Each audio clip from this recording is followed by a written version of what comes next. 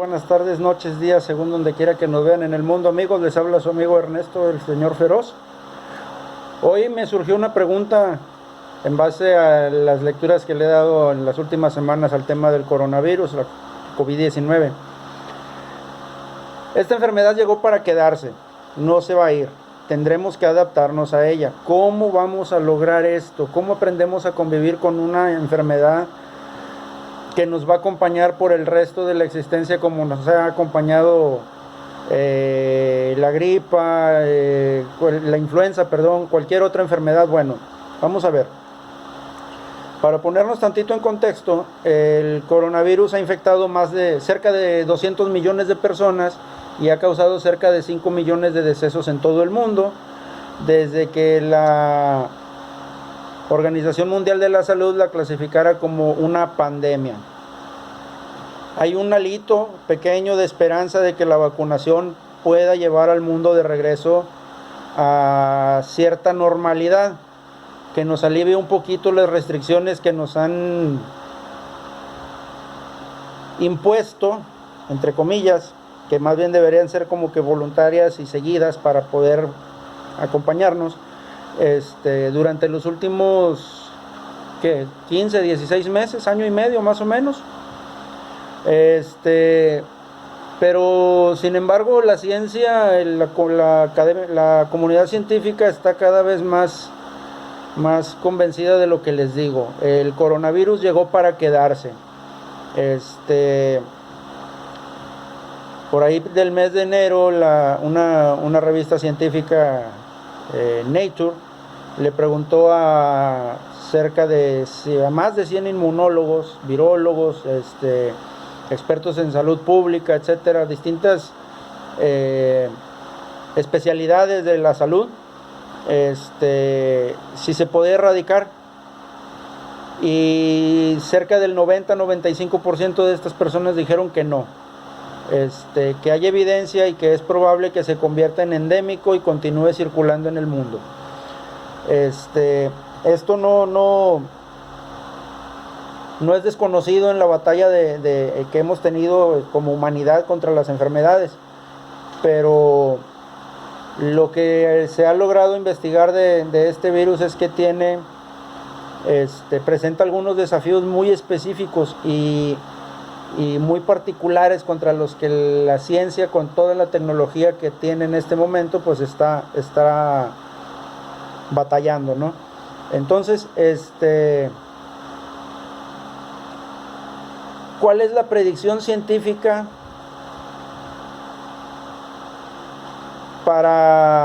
sobre cómo vamos a vivir con el coronavirus, con el COVID-19 en los próximos años? Bueno, en primer lugar, y bien importante, ¿por qué no podemos deshacernos del coronavirus? Porque erradicar enfermedades infecciosas no es algo común,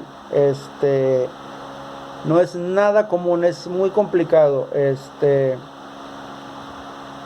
hecho, a la fecha, la Organización Mundial de la Salud no solamente nos ha dicho, o ha declarado, mejor dicho, que únicamente 2 enfermedades virales están oficialmente erradicadas, que son la viruela y la peste bovina.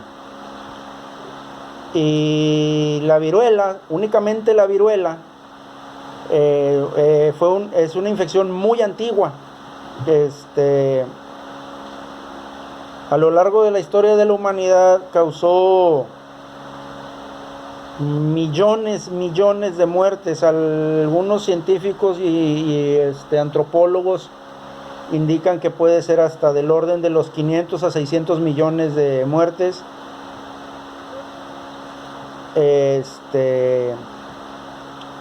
Solamente hasta que se erradicó en 1980, ¿verdad? Esto es comparable con el coronavirus en términos de alcance, distribución geográfica y otros tantos temas y términos, ¿no?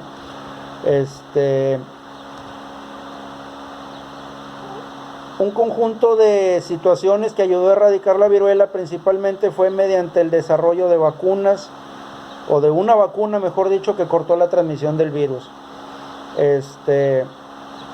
Por desgracia, Hasta ahora, las vacunas que se han desarrollado para combatir al coronavirus no han logrado el mismo efecto. Las vacunas que tenemos ahora del coronavirus no previenen la infección, simplemente la modifican y hacen que la enfermedad sea menos grave. Aún así, hay personas vacunadas, hay casos documentados de personas vacunadas que aún pueden transmitir el virus. Ese es un punto, y el otro es que hay personas vacunadas que se han reinfectado, o mejor dicho, que se contagiaron posteriormente a la vacuna y en algunos contados casos han fallecido por causas del COVID-19 en centros hospitalarios de distintas partes del mundo, a pesar de ya haber sido vacunados, algunos con una sola dosis, algunos con la dosis de refuerzo, pero ya hay casos documentados de esto que les comento, ¿verdad? Hay científicos que afirman que las vacunas no evitarán que nos contagiemos de coronavirus en el futuro, ¿verdad? De hecho, muy implícitamente hay científicos o muy explícitamente, mejor dicho, hay científicos que afirman que el coronavirus nunca va a desaparecer, porque va a ser inevitable los contagios, y que estos contagios sean repetitivos por el resto de nuestras vidas, aún vacunados o no. ¿Ok? Entonces, ¿qué es lo que va a pasar con el coronavirus? Bueno, muchos científicos, muchos estudiosos del tema creen, y algunos hasta garantizan, que esto se puede convertir en una enfermedad endémica. Esto significa que seguirá circulando en grupos de población mundial durante mucho tiempo. Esto no es nuevo, esto ya lo hemos vivido. El virus de la gripe, de la influenza, y cuatro cepas del coronavirus que causan resfriados comunes ya son endémicos. ¿Ok? Un dato de la Organización Mundial de la Salud dice que alrededor de entre 300,000 y 650,000 personas en todo el mundo mueren cada año por causas relacionadas con la influenza. Pero estas enfermedades se han vuelto manejables, con un número de muertos que puede estimarse. Científicos, y también, porque es un tema que también atañe a esto, políticos, esperan que esto sea el caso del coronavirus, ¿verdad? Que en este escenario el virus se mantiene, pero las personas desarrollaremos cierta inmunidad a través de la vacunación y las infecciones naturales. Por lo tanto, pudiera haber menos casos graves de enfermedad y de hospitalizaciones, y el número de decesos bajarán considerablemente en comparación con la escala que hemos vivido en los últimos meses, ¿verdad? La situación aquí es que aún no sabemos si esto es real, si este virus se comportará realmente de esa manera. Es como que una apuesta, una moneda al aire, ¿no? Considerando que algunos científicos consideran que este virus es muy inestable. Hay expertos que dicen que el virus sabemos que los virus se replican en células humanas y mutan de vez en cuando, y cuando estas mutaciones son motivo de preocupación, es donde paramos las antenas, por decirlo así, ¿verdad? Cuando se convierten en motivo de preocupación estas mutaciones, es cuando traen problemas más graves de los que pudieran pensarse, ¿verdad?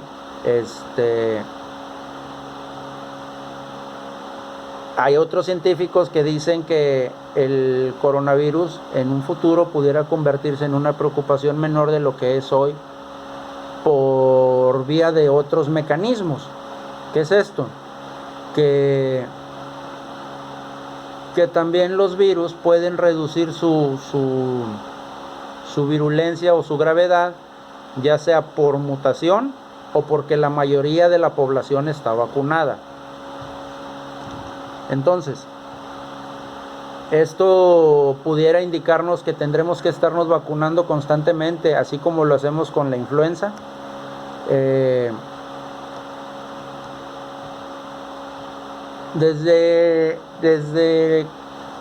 Esta es una buena pregunta, porque los virus tienen la misión de propagarse a la mayor cantidad de personas posibles. Por esto es que las mutaciones son muy comunes. Desde la perspectiva de la evolución, los virus necesitan mutar para que puedan infectar a mayores cantidades de personas. Y se pudiera decir que un virus tiene éxito o es exitoso cuando se propaga más fácilmente. Los cambios en los virus de la influenza son tan comunes, y a veces hasta esperables, que hay una red de agencias de salud de todo el mundo que revisa la composición de las vacunas cada año, y hacen las modificaciones pertinentes para poder ampliar la base de virus, de mutaciones de la influenza que pudieran combatir estas vacunas, ¿verdad? Y hay otras vacunas como el tétanos que requieren inyecciones de refuerzo a lo largo de nuestra vida. Hasta ahorita lo que sabemos es que el coronavirus ha desarrollado muchas variaciones, muchas mutaciones, pero que al menos 4 son las principales, incluida la variante Delta, que es altamente contagiosa, que se identificó primero en la India y actualmente es la causante de los picos de contagios que están presentándose en Europa, en Asia y en Norteamérica. Esto sugiere que, los números nos dan la sugerencia de que la vacunación está funcionando contra la variante Delta. El Ministerio de Salud de Inglaterra muestra que entre el 80 y 85% más o menos de todas las infecciones de esta variante entre febrero y junio que terminaron en el hospital no eran personas vacunadas o solo habían recibido una dosis. Sin embargo, el Sistema Nacional de Salud del Reino Unido ya tiene en planes una tercera vacuna o refuerzo antes de finales de este año, que se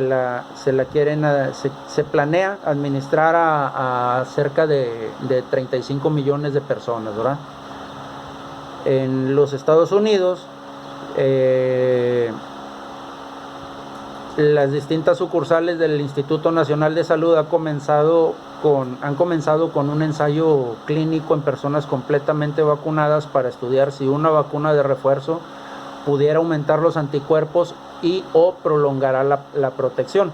La realidad es que los científicos no saben aún cuánto tiempo durará la inmunidad de las vacunas. Esto se debe a que estas vacunas son muy nuevas y los científicos están analizando la respuesta inmune a los distintos tipos de inyecciones que están disponibles.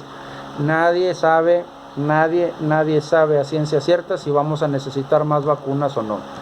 Es un virus diferente al de la gripa.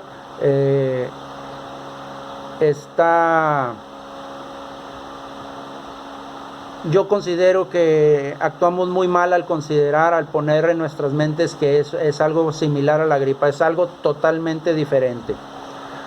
Una pregunta que me han hecho distintos amigos en distintos foros en línea en los que he platicado es que los encierros pudieran convertirse en habituales. Bueno, en muchas partes del mundo se han tenido que reintroducir restricciones de viaje, restricciones de circulación. Esto a medida que aumentaron las tasas de infección y hospitalizaciones, lo que le llamaron hace algunos días, unas semanas, una tercera ola. Si bien esto ayudó a que se detuviera un poco la propagación de la enfermedad y bajara un poquito la presión sobre los distintos sistemas de salud, también volvió a causar daños económicos y en ciertas regiones del mundo volvió a aumentar el desempleo. Entonces, esto de los encierros pudiera seguir parte del escenario epidemiológico. Pues eso va a depender mucho de los programas de vacunación, del éxito que tengan en la reducción de los ingresos hospitalarios en cada país, ¿verdad? En las últimas semanas se ha comentado mucho en distintos medios de comunicación que se hacen intervenciones a veces muy locales o a veces nacionales. Por poner un ejemplo, Australia tenía 7 ciudades bloqueadas y Bangladesh dijo, mejor, ¿saben qué? Vamos a poner restricciones para todo el país, ¿verdad? Mientras sea posible, los bloqueos, las restricciones se van a convertir en parte de un conjunto de herramientas esenciales que las distintas órdenes de gobierno de todo el mundo, los distintos niveles de gobierno de todo el mundo pudieran utilizar para abordar los rebrotes de este problema, ¿verdad? Otra pregunta que también ha surgido, que ha sido muy frecuente: ¿tenemos que seguir usando mascarillas o cubrebocas? Bueno, nada ha sido más controvertido en todo el mundo que el uso obligatorio del cubrebocas. Esto hasta se convirtió en México en una provocación política de parte de ciertos actores políticos que pues no merecen ni siquiera ser mencionados por lo mal que hicieron con los ejemplos que dieron, ¿verdad? En las elecciones en los Estados Unidos a finales del año pasado también hubo problemas con este tema, pero la mayoría de los científicos e investigadores apoyan abrumadoramente, muy considerablemente, están a favor de que se use el cubrebocas como una de las primeras barreras de propagación. Inclusive hay ciertas partes del mundo donde lo proponen, aunque las tasas de vacunación sean muy altas. Esto no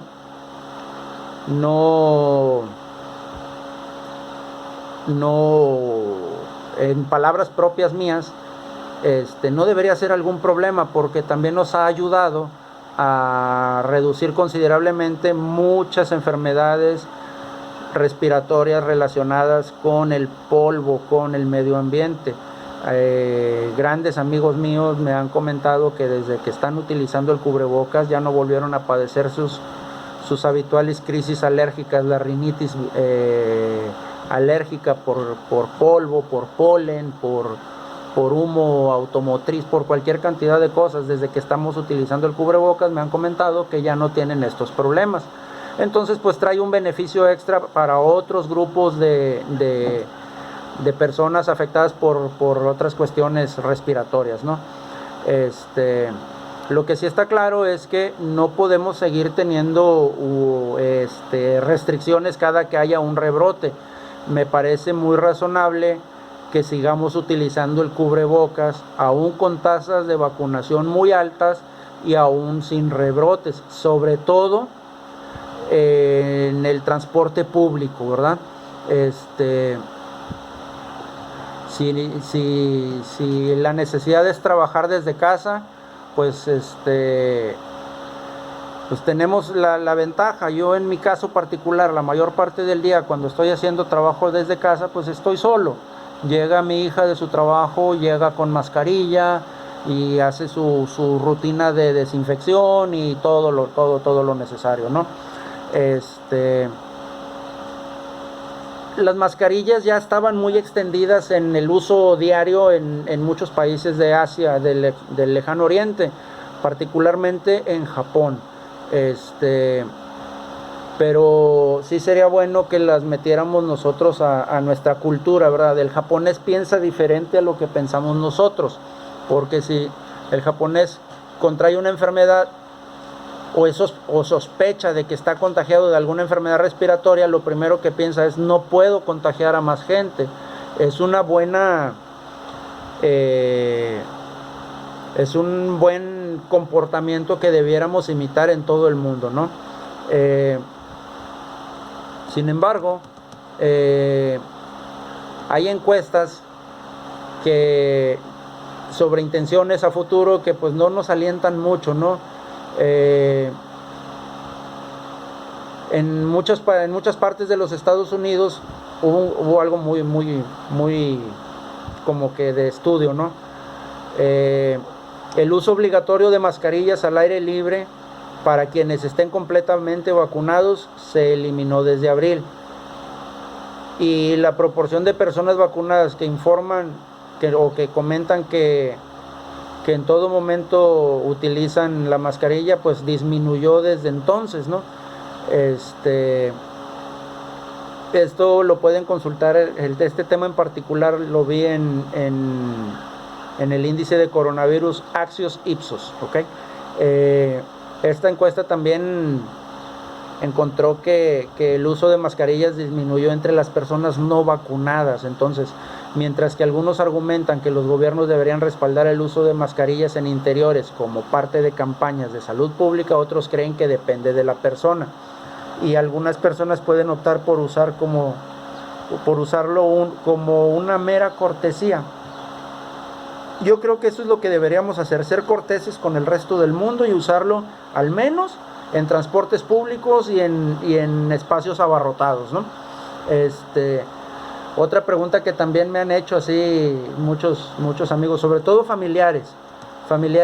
Yo tengo familia en los Estados Unidos, particularmente en las ciudades de Houston, Dallas, y en el estado de Virginia. No me acuerdo exactamente la ciudad donde viven mi tía, mis primos allá en Virginia, ¿verdad? ¿Qué pasa con los viajes internacionales? Bueno, yo particularmente nunca ha sido mi intención viajar a los Estados Unidos. Tengo primos que sí tienen la intención de venir aquí a México, y los gobiernos están debatiendo todavía las consecuencias económicas de mantener las fronteras cerradas para viajes de turismo o viajes no esenciales, y también están debatiendo las consecuencias y las necesidades de proteger a sus poblaciones, ¿verdad? El turismo ha sido muy afectado, muy golpeado. Esa es la rama económica más golpeada, sobre todo aquí en México. El turismo viene aportando alrededor de un 16%, 15-16% del Producto Interno Bruto. Entonces imagínense el número el tamaño de la afectación económica que ha dejado aquí en México las restricciones al turismo. Y las restricciones tanto de México para los viajeros que llegan, como los de otros países que ponen a sus viajeros para que no vengan a México. La Organización Mundial de la Salud no creo que recomiende un pasaporte de vacunación, dada la distribución desigual de las vacunas.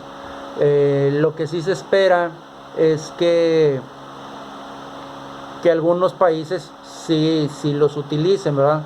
O sea, vamos, no es ético, no suena nada ético tener un certificado de vacunación si las personas no pueden viajar porque no pudieron conseguir la vacuna o tienen una razón para no vacunarse.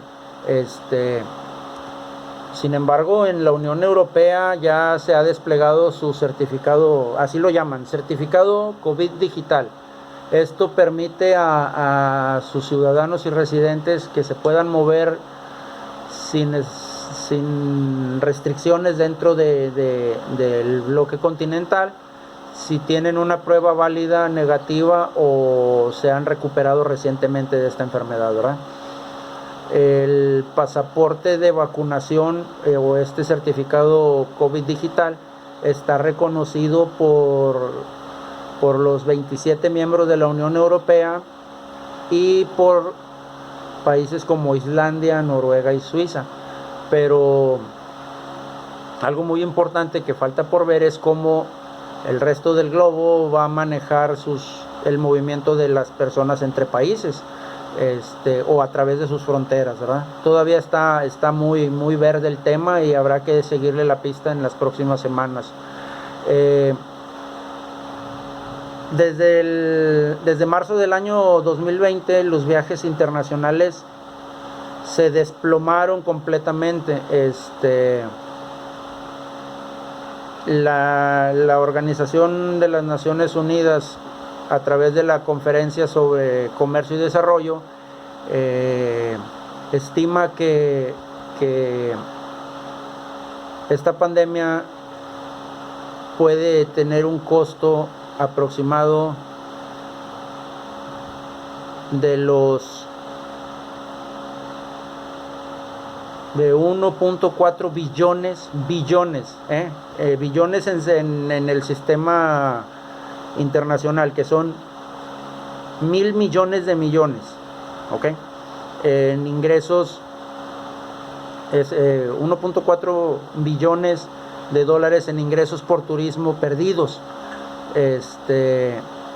Y obviamente los países que dependen mucho de esta rama de la economía, pues van a ser los más afectados, ¿no? ¿Alguna vez vamos a tener alguna democracia de vacunas? Así me lo plantearon un conocido. Bueno, hasta este momento, hasta hace unas semanas, poco más de 1.000 millones de personas estaban ya vacunadas alrededor de todo el mundo. Esto viene siendo alrededor del 20%, gentes más, gentes menos, de toda la población mundial. Y esto ¿qué nos indica? Pues que el mundo no está bien, ¿verdad? Estamos fallando como aldea global, ¿verdad? Porque aparte del tema inmunitario, la democracia de vacunas también es importante para mantener quietas las variantes del COVID, ¿verdad? Hace poco, en una carta abierta, los líderes de la Organización Mundial de la Salud, del Fondo Monetario Internacional, del Banco Mundial, de otras tantas organizaciones, advirtieron que la escasez de vacunas en los países más pobres va a crear las condiciones para la aparición de nuevas variantes. Esa es la primera. Y la otra, también va a crear las condiciones para el conflicto, ¿verdad? Esto, sobre todo, particularmente con las condiciones de aparición de nuevas variantes. Esto es porque se está desarrollando una pandemia de dos vías. Una, por la distribución desigual de las vacunas, ¿verdad? Que pues esto pues deja a millones de personas vulnerables al virus. Y la otra, porque permite que surjan nuevas variantes más virulentas, más mortíferas, y que reboten a todo el mundo, ¿verdad? Y esto también se puede ver en países más avanzados en programas de vacunación, ¿verdad? Incluso este tipo de naciones se han visto obligados a volver a introducir medidas de salud pública más estrictas, ¿verdad? Y no debería ser así. Esto es evidencia de que estamos fallándole al mundo, ¿no? O como mundo estamos fallando, ¿verdad? Otra que me preguntaron también, ¿hay riesgos para los animales? Bueno, sí.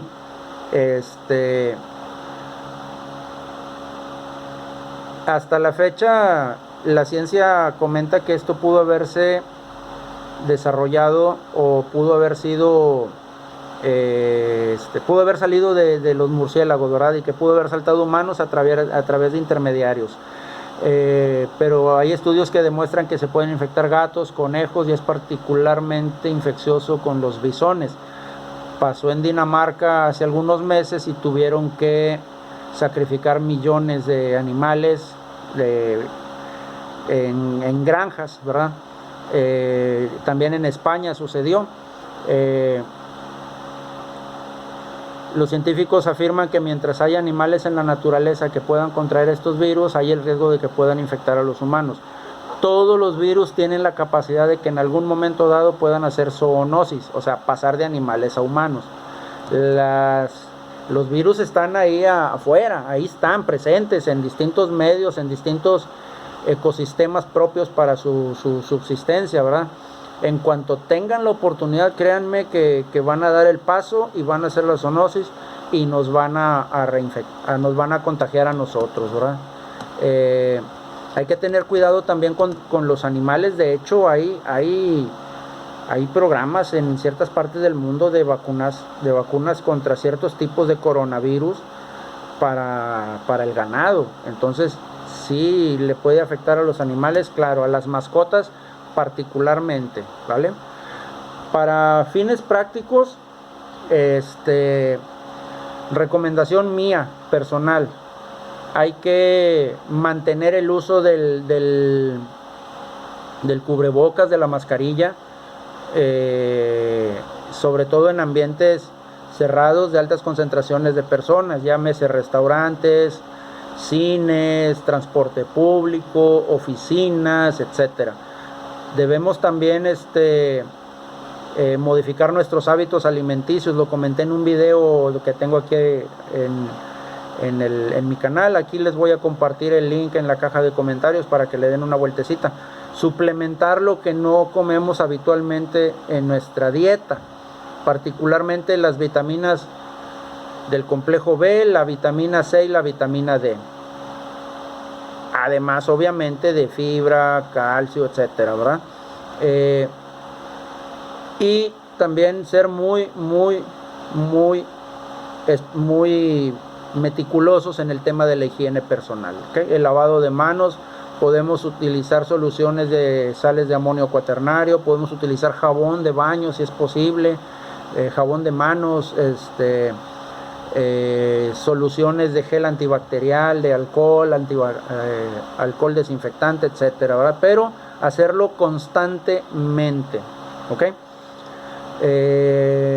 Muy bien, damas y caballeros, espero que esta información que acabo de trepar aquí les sea de mucha ayuda, les ayude a abrir un poquito la visión de lo que viene, y no dejen de leer y no dejen también de contrastar las fuentes donde ustedes la tomen, ¿ok? Hay mucho fake news, hay mucha contrainformación que pudiera darnos muchísimos problemas para poder nosotros tomar decisiones, ¿vale? Lo que yo les recomiendo siempre es contrasten la información. Me despido, les deseo que tengan una excelente semana, un excelente mes, una excelente vida llena de éxito, salud y amor a manos llenas. Hasta luego.